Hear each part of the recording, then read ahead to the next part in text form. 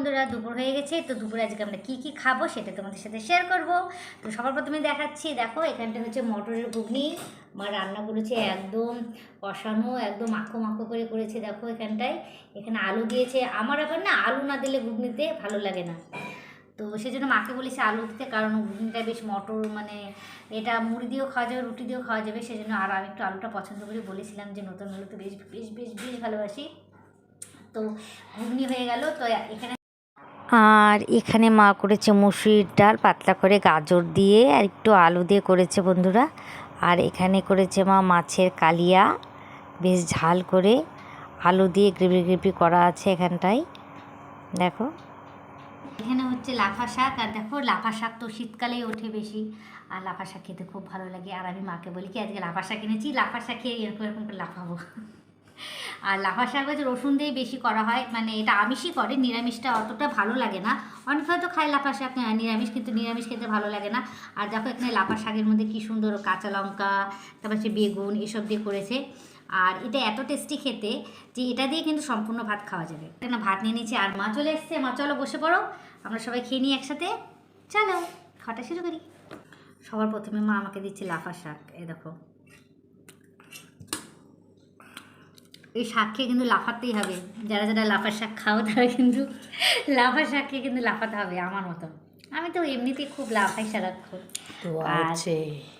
দোয়া হচ্ছে দেখো। আর লাফা শাক আজকে খাচ্ছি, তো আজকে তো আমি আরও বেশি লাফাবো।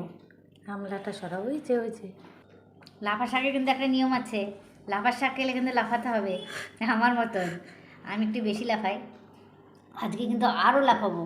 আর একটু পরে আমি ভিডিও শুরু করব, দেখবা আমি আরও লাফিয়ে, মানে লাফা শাক খেয়ে আরও লাফিয়ে লাফিয়ে ভিডিও করবো আজকে। সত্যি আমি না, আমার এরকম একটা ধারণা ছিল লাফা শাক খেলে মনে হয় হাসি হয়, হাসি পায়, তারপরে মানুষ মনে লাফায়। আমাকে দাও। না তোমরাও নাও, হ্যাপি।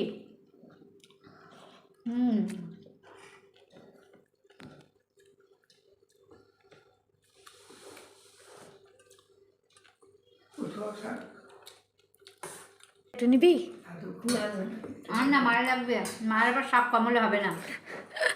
আমি যদি একদিন বন্ধুরা, আমি যদি একদিন যদি শাক না নিয়ে আসি না, মানে বাজারে না গেলাম, তো মা বলবে কি কবে থেকে শাক খাইনি। মানে একদিন যদি শাক না খাই তাহলে বলবে কবে থেকে শাক খাইনি। আর মায়ের একটু শাক বেশি চাই, মানে অন্য কোনো কিছু দিতে হবে না, শাকটা একটু বেশি লাগবে, কম হলে মুশকিল। সেই জন্য থাক, আমরা একটু অল্প করেই খাই, মাই খাক, কারণ মা এটা ভালোবাসে। কোন মাছ তুমি দেখ, মাছের মুড়ো আছে, মাছও আছে, ওটা খাবি? আমাকে এটা দাও। মাছ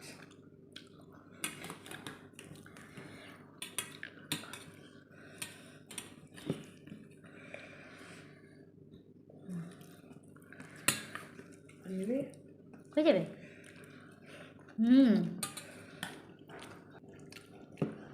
ভাত কিন্তু নেই, আমি তো অল্প ভাত নিয়েছি। ভাত নেই, ভালো দেবো না আলু লাগবে না, থাক থাক থাক, আর লাগবে না, চল। না কিছু লাগবে না, হয়ে যাবে। ভাত নেই না, বেশি ভাত খাওয়ানোর চেষ্টা দেখছো বন্ধুরা, মোটা হয়ে যাবো না। পরে পরে আবার পরে। মোটা আমার একদম ভালো লাগে না, বেশি ভাত খাবো না আমি। আমার বেশি ভাত খাওয়ানোর চেষ্টা, মোটা বানানোর চেষ্টা, এটা হতেই পারে না। আমি আর মোটা না। এরকম হয় যে কোনো এক সময় সেটা যে আমি অনেক মানে সকাল থেকে খাইনি কিচ্ছু, সেরকম খাওয়া হয়নি, তখন ভাত নিয়ে বসি, খুব খিদে পেয়েছে, ঝাঁপিয়ে পড়ি যেরকম খাওয়ার মধ্যে, ওটা আলাদা ব্যাপার। কিন্তু সবসময় যদি বেশি বেশি ভাত খায় তা তো হয়ে গেছে।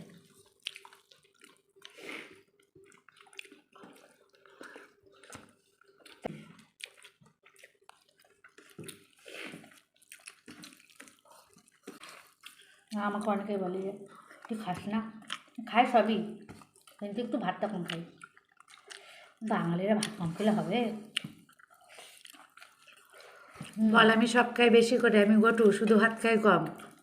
দিদি বলছে সব খায়, গটু, কিন্তু ভাত খাই কম।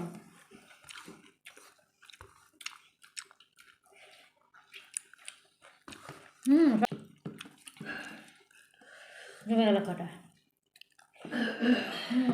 লাগলো বন্ধুরা ভিডিওটা, অবশ্যই লাইক কমেন্ট এবং শেয়ার করে দিও। আমার ইউটিউবের বন্ধুরা যারা নতুন আছো অবশ্যই সাবস্ক্রাইব করে দিও। অনেক ভিডিওটা অনেক কষ্ট করে আমি করছি, প্লিজ আমার সাথে থেকো, পাশে থেকো, সাপোর্ট করো আমাকে। আর ভিডিওটা যদি ভালো লাগে অবশ্যই কিন্তু শেয়ার করে দিও, আর কমেন্ট করো, কারণ আমি বুঝতে পারছি না যে তোমাদের কতটা ভালো লাগছে আর কেমন ভিডিও তোমরা দেখতে চাও। আর আমার এত বক আমার এত কথা তোমরা নিতে পারছো কিনা সেগুলো আমাকে কমেন্টে জানো অবশ্যই। আর সবাই সুস্থ থেকো, ভালো থেকো, আবার দেখাবে নেক্সট ভিডিওতে। টাটা।